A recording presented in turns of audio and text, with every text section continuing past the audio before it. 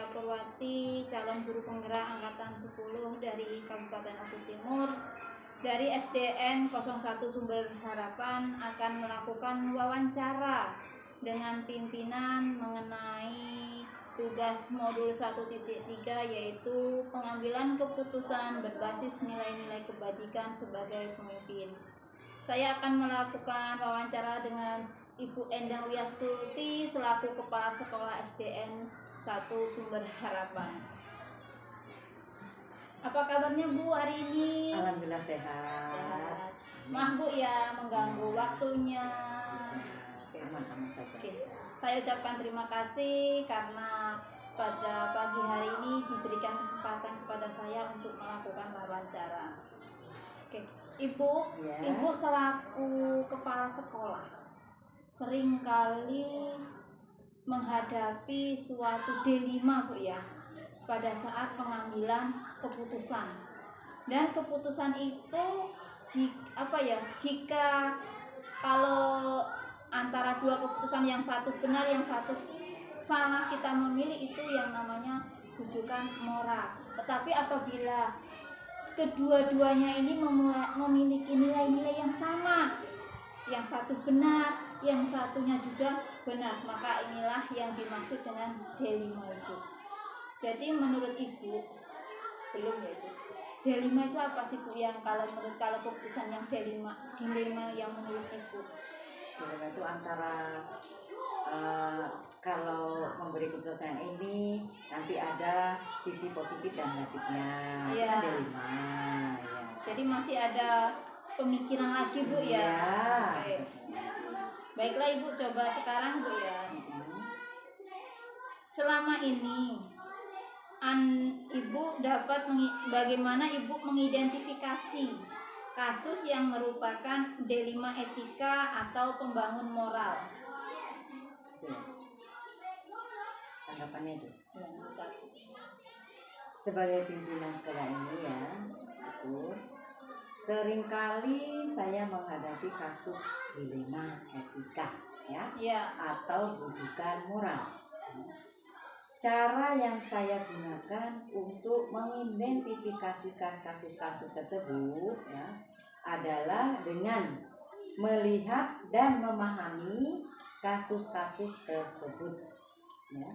Dan untuk memahami kasus-kasus tersebut, saya harus berkomunikasi dengan pihak yang terlibat ya. Dan untuk pertimbangan utama yang mendasari keputusan yang saya ambil adalah berdasarkan peraturan dan berbasis rasa peduli. Jadi seandainya ada suatu kasus, berarti itu mengidentifikasi dulu ya, apa yang harus diselesaikan, apa yang harus diambil keputusannya. Baiklah Ibu. Jadi selama ini apakah Ibu selalu melakukan pengambilan keputusan di sekolah Anda, terutama untuk kasus-kasus yang mana ada dua kasus ini yang nilai-nilainya itu sama-sama benar Ibu? Kita musyawarah dulu dengan guru-guru yang mana yang harus kita selesaikan. Baiklah Ibu, sangat luar biasa Bu ya. Jadi dalam pengambilan itu, keputusan itu perlu pengambilan jalan yang bijak Bu ya. Iya, ya kita bukan guru-guru dulu kan Bu, nggak langsung kita ambil. Gimana? Karena yang sangat mengetahui tentang itu kan gurunya juga kan. Oke, baik. Oke, Ibu, untuk langkah-langkah atau prosedur seperti apa yang biasa Ibu lakukan selama ini dalam pengambilan keputusan dilema itu Ibu? Nah, dalam menghadapi kasus ini Bu Pur ya, maka sebelum saya mengambil keputusan ya, saya akan melakukan komunikasi dengan seluruh pemangku kepentingan di sekolah dengan kepentingan dengan melaksanakan rapat dan tentunya keputusan yang nantinya akan saya ambil dengan berdasarkan pada hasil akhir. Jadi segala sesuatu itu yang tetap ya, walaupun sudah mendapatkan keputusan, tetap dikoreksi untuk hasil akhirnya Bu ya. Iya. Ya, Oke, yang untuk selanjutnya Ibu. Hmm. Hal-hal apa saja yang selama ini Ibu menganggap efektif dalam pengambilan keputusan dalam kasus dilema etika itu? Menurut saya ya, hal yang saya anggap paling efektif Ya. dalam pengambilan keputusan adalah ya dengan melakukan komunikasi dan koordinasi dengan seluruh pemangku kepentingan di sekolah yang tadinya saya sampaikan, dan tentunya keputusan yang saya ambil harus bersifat objektif. Oke.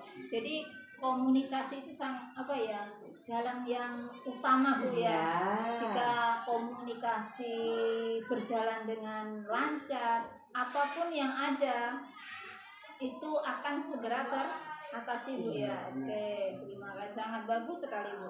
Oke, hal-hal apa saja Bu yang selama ini merupakan tantangan dalam Ibu mengambil keputusan dilema etika tersebut Ibu?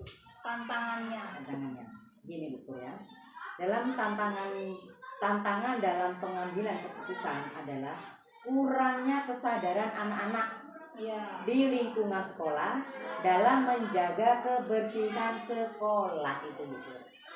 Jadi tantangannya anak itu sendiri Bu ya. Iya. Jadi untuk kedepannya anak-anak sebagai tantangan, mungkin ada ide apa untuk mengurangi tantangan itu Ibu, anak-anaknya?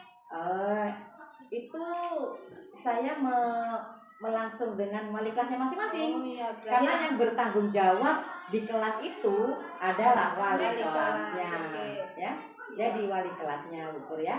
Oke. Berarti selain komunikasi tadi, kalau muridnya yang masih ada kendala, berarti Ibu komunikasi langsung ke wali kelasnya. Iya. Karena wali kelasnya itu bertanggung jawab penuh. Iya. Yang tiap hari ketemu, yang tiap hari mengatasi hal-hal apapun, ya. Oke, baik. Apakah Ibu memiliki sebuah jadwal dalam mengambil sebuah keputusan yang berdilema itu Ibu, ataukah jika ada permasalahan dilema itu Ibu langsung sendiri mengambil keputusan itu? Untuk jadwal ya. Untuk jadwal tertentu belum ada ya Bu ya. Hanya saja untuk pengambilan keputusan dalam kasus saya akan segera merapatkan dengan seluruh pemangku kepentingan di sekolah. Jadi kalau dijadwalkan, karena kita nggak tahu Bu ya, apakah yang jadwal itu kita jadwalkan, oh ternyata nggak ada masalah. Jadi penjadwalan itu jika masalah itu muncul. Jadi sekitar ada masalah muncul, baru Ibu menjadwalkan dengan berkomunikasi dengan seluruh dewan guru Bu ya. Oke Bu, yang selanjutnya, adakah Ibu seseorang atau faktor-faktor yang selama ini mempermudah Ibu dalam mengambil sebuah keputusan dilema etika tersebut Ibu? Ya. Kalau dikatakan mudah, tentu untuk pengambilan keputusan tidak ada yang mudah. Ya. Karena perlu pertimbangan antara hati, nurani, tugas, dan sosial. Jadi dalam suatu pengambilan keputusan itu tidak semata-mata satu titik Bu ya kita pandang. Banyak dari segi yang A kita pikirkan, yang B kita pikirkan. Jadi intinya dalam pengambilan keputusan kalau di sekolah yang utama adalah kita harus ke siswa Bu ya, mengutamakan siswanya, kebahagiaan. Oke, sangat luar biasa sekali Ibu dalam mengambil sebuah keputusan. Banyak sekali keterampilan yang barusan saya peroleh dari gambaran ini. Semoga kedepannya saya mampu mengambil keterampilan pengambilan keputusan itu dari segi manapun, yang mana pengambilan keputusan itu nantinya tidak merugikan salah satu pihak. Oke, terima kasih Ibu atas waktunya. Sukses selalu ya. Amin. Semoga Ibu sehat selalu. Amin.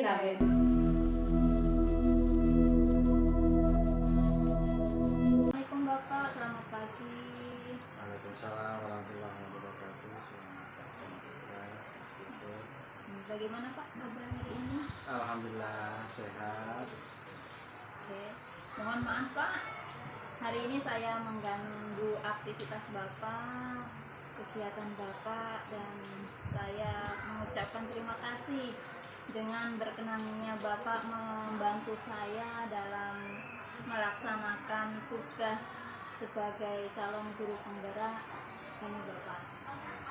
Ya, mudah-mudahan pada kesempatan yang kali ini mendapatkan kemudahan dan tentunya syukur dalam melaksanakan tugas ini senantiasa diberikan kemudahan. Amin, amin.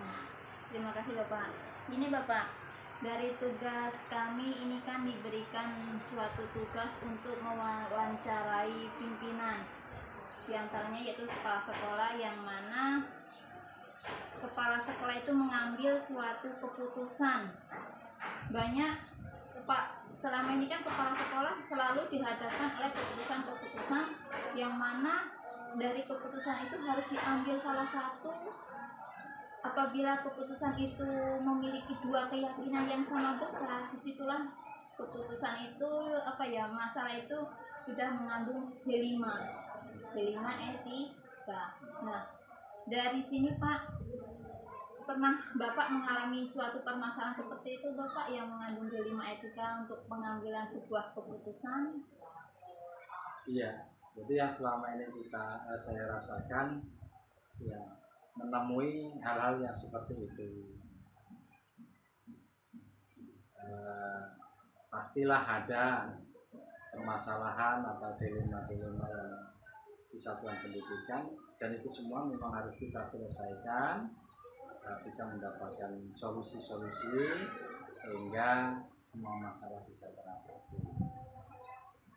Bapak, ini untuk selanjutnya Bapak saya akan mengajukan beberapa pertanyaan Pak ya. Oh ya, silakan. Untuk selama ini Bapak, bagaimana Bapak mengidentifikasi kasus-kasus yang merupakan permasalahan yang dilema etika tersebut Bapak? Biasanya kalau di sekolah kami itu ada masalah atau ada dilema, ini langkah-langkah yang saya lakukan itu biasanya adalah mengidentifikasi kasus dilema etika tersebut. Dan caranya bagaimana?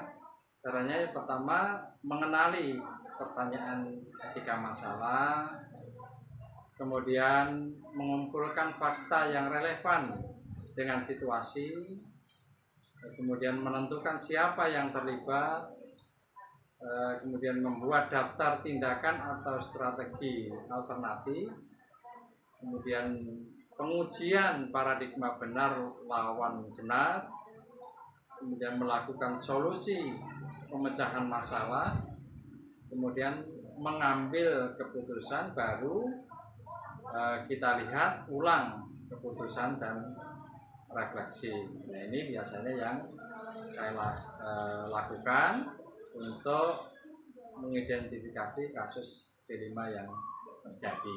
Jadi kasus-kasus itu harus dilihat secara jeli dan teliti ya Bapak ya. Betul. Terus yang untuk selanjutnya Bapak, bagaimana Bapak melakukan pengambilan keputusan di sekolah Bapak, yang terutama dalam kasus itu ada dua permasalahan yang kedua-duanya itu merasa benar dan merasa memiliki nilai-nilai kebajikan yang sama.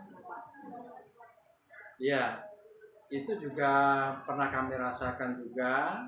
Ya, kami temui juga permasalahan yang seperti itu.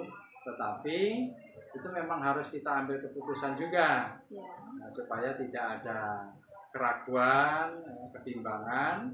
Ya, jadi cara untuk pengambilan keputusan ini itu etika diperlukan dalam pengambilan keputusan karena dapat membantu memastikan bahwa keputusan yang diambil berpihak pada semua, tidak merugikan pihak lain, dan sesuai dengan norma dan nilai yang berlaku dan bertanggung jawab. Nah, ini biasanya yang saya lakukan. Jadi keputusan-keputusan itu memihak ke semuanya, tidak merugikan salah satu pihak.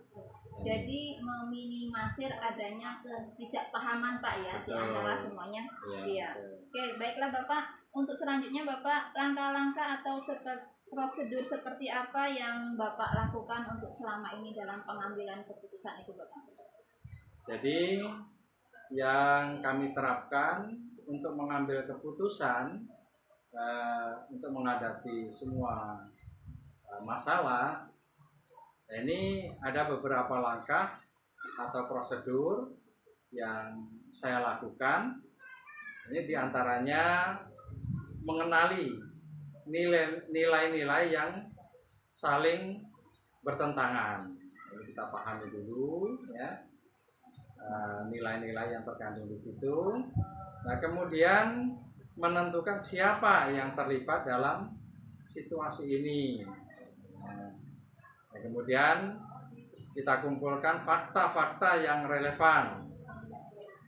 Selanjutnya, langkah selanjutnya pengujian benar atau salah, kemudian pengujian paradigma benar lawan benar, kemudian menyelesaikan masalah, diantaranya yaitu berpikir berbasis hasil akhir, berpikir berbasis peraturan, berpikir berbasis rasa peduli. Nah, untuk langkah selanjutnya yaitu memilih opsi pilihan yang tepat. Langkah selanjutnya buat keputusan, dan untuk langkah yang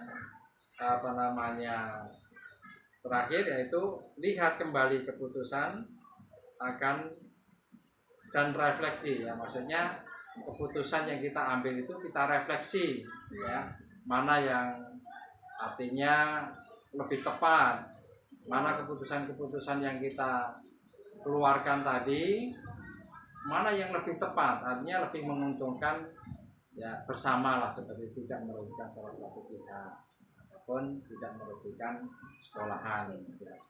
Oke, Bapak tadi dikatakan bahwa kalau dalam menguji keputusan itu tadi adalah benar lawan salah. Iya. Ada pula yang pengujian itu benar lawan benar. Dari benar lawan salah dan benar lawan benar itu yang mengandung etika dilema adalah yang benar lawan benar Bapak ya. Iya, nah, betul. Dari pengambilan keputusan itu yang Bapak lebih anggap mudah itu yang mana Pak? Yang opsi benar lawan salah atau benar lawan benar Bapak? Ya. Jadi sendiri Bapak. Oh iya. Jadi untuk opsi itu untuk pengambilan putusannya benar lawan benar, ini tentunya di situ sebenarnya tidak kesulitan karena di situ sudah mengandung nilai-nilai kebenaran ya. Tetapi kita ambil yang sedikit mengandung resiko, artinya mengambil mana yang lebih banyak menguntungkan, bermanfaat untuk semua pihak. Oke Pak, terima kasih. Untuk yang selanjutnya Bapak, hal-hal apa saja yang selama ini Bapak anggap efektif dalam mengambil sebuah keputusan yang berdilema etika Bapak? Jadi selama ini yang saya alami untuk mengambil keputusan untuk menghadapi dilema yang pernah ada di sekolah kami ini, itu kami pertama berpikir ya, artinya terletak pada pikiran kita. Pertama kita harus berpikir berbasis hasil akhirnya ya, hasil akhirnya. Jadi yang tadi selain kayak tahapan-tahapan itu adalah merupakan prosesnya. Tetapi yang diutamakan hasil akhir itu tadi, hasil akhirnya.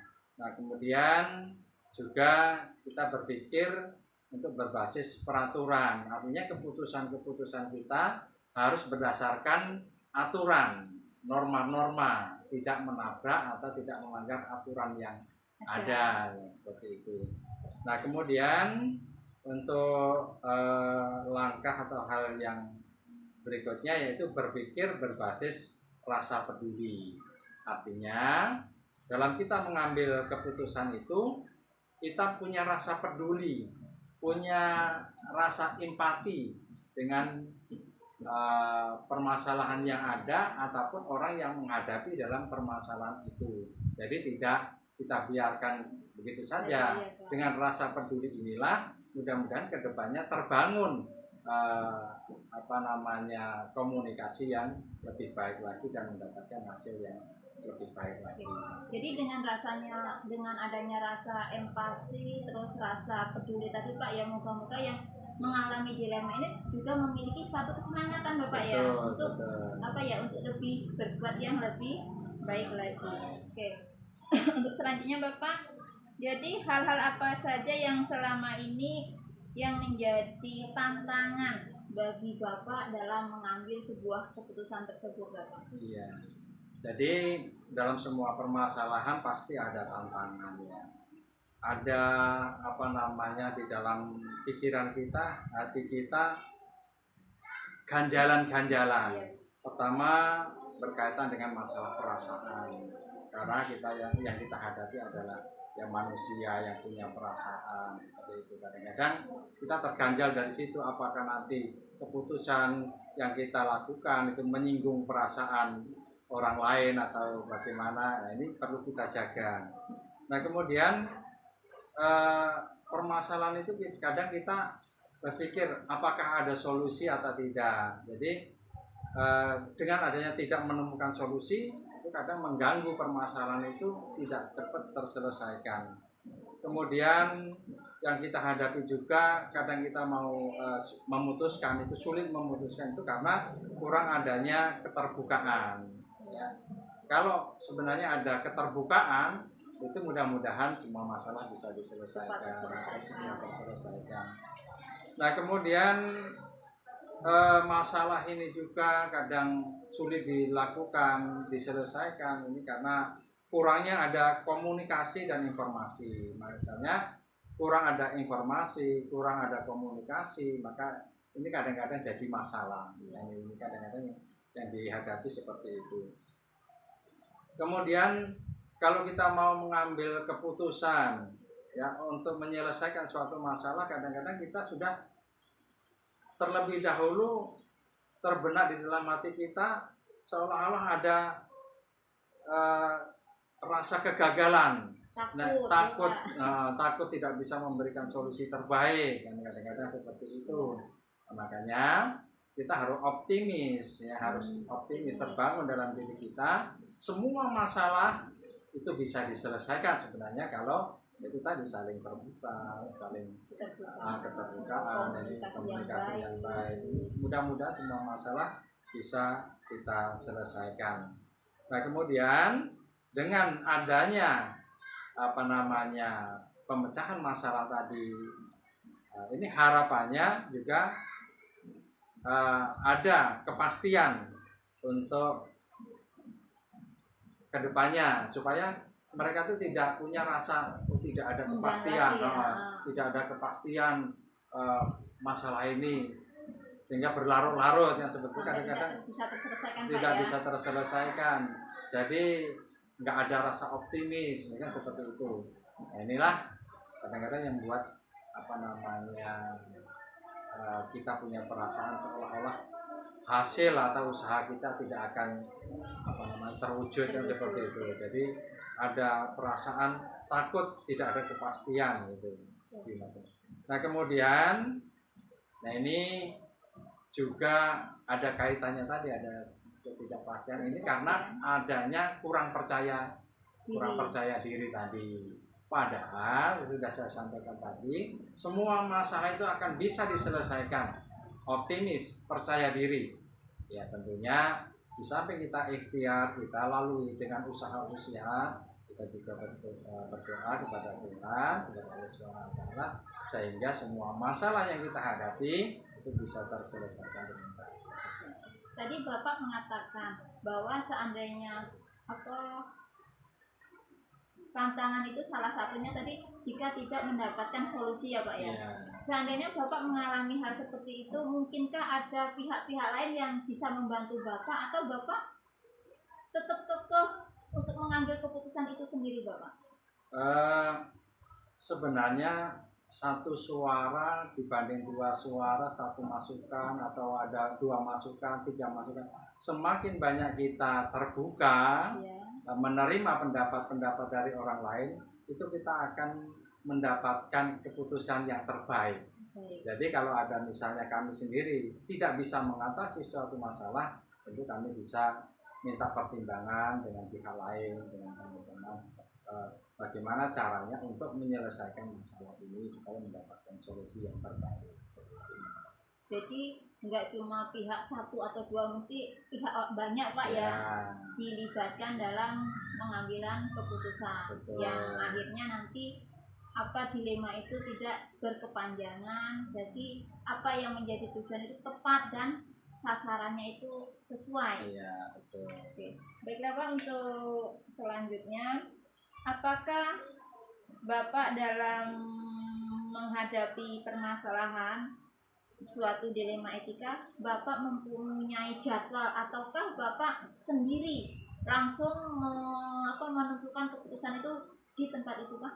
Ya, biasanya kami terjadwal ya. Kalau ada masalah, ya ada paradigma itu kita jadwalkan. Jadi Bapak memiliki jadwal dalam menyelesaikan keputusan dilema etika Pak ya? Betul. Oke. Ya. Baik, dalam atau langkah-langkah atau bentuk prosedur seperti apa yang biasanya Bapak jalankan itu? Ya. Yang biasa saya laksanakan, saya jalankan untuk menyelesaikan suatu masalah etika ini, biasanya kami menggunakan ada 3 prinsip dalam mengambil keputusan atau permasalahan dilema etika tersebut. Nah, diantaranya yaitu kita harus didasari dengan berpihak kepada semua. Ya, jadi tidak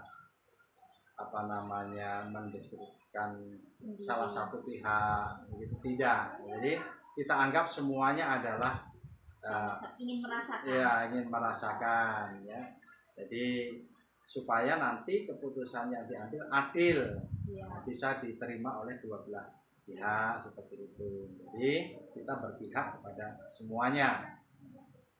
Nah, kemudian sesuai dengan nilai-nilai kebajikan, ini juga menjadi pertimbangan atau prinsip bagi kami untuk mengambil suatu keputusan. Jadi keputusan yang kita ambil itu ada nilai-nilai kebaikan, ya, nilai kebaikan untuk semua pihak. Jadi tidak hanya egois. Ya, tidak mementingkan diri sendiri Pak ya. Mementingkan diri sendiri tidak. Yang penting masalah itu selesai, tapi di belakangnya masih ada masa dilema lagi itu tidak. Jadi dilema itu diselesaikan dan bisa diterima oleh semua pihak. Jadi kedepannya akan lebih baik lagi. Nah, kemudian kalau sudah ada penyelesaian dan keputusan sudah bisa diterima oleh semua pihak, ini harus bertanggung jawab semua pihak. Ini merupakan keputusan bersama, penyelesaian bersama yang harus dijaga bersama, yang harus dipertanggungjawabkan bersama. Nah, kemudian selain itu juga Oke, jadi sangat bisa dibilang berat Pak ya, karena itu bisa menimbulkan perasaan kalau kita dalam pengambilan keputusan itu tidak tepat ya Bapak. Oke, baiklah Pak, mungkin ini pertanyaan yang terakhir. Apakah dalam hal ini faktor apa yang selama ini yang mempermudah Bapak atau membantu Bapak dalam mengambil keputusan yang berkasus dilema etika ini Bapak? Ya, baik. Jadi ada beberapa faktor yang mempermudah saya dalam mengambil suatu keputusan apabila menghadapi dilema permasalahan yang ada. Ini saya biasanya membangun kerja sama yang baik dengan semua pihak tadi, supaya terwujudnya komunikasi yang baik dan keterbukaan pada semua pihak yang terlibat. Jadi itu tadi sudah saya sampaikan juga di depan bahwa dilema yang ada, masalah yang ada, yang kita hadapi bersama ini bisa kita selesaikan secara bersama-sama dan hasilnya bisa kita pertanggungjawabkan secara bersama-sama. Saya kira itu untuk masalah penyelesaian apabila ada permasalahan-permasalahan, ada dilema yang ada di sekolah kami. Jadi kita tidak berdiri sendiri, jadi untuk melibatkan ya semua pihak yang berkepentingan. Sangat luar biasa Bapak. Jadi menjadi seorang pemimpin itu harus mempunyai keterampilan seperti itu Pak ya, dalam mengambil keputusan yang mengandung dilema etika, yang mana dalam pengambilan keputusan itu jangan sampai menyudutkan salah satu pihak. Jadi semua pihak itu dilibatkan, semua pihak itu memiliki hak yang sama untuk memberikan solusi Pak ya. Oke. Jadi sangat luar biasa Bapak, terima kasih.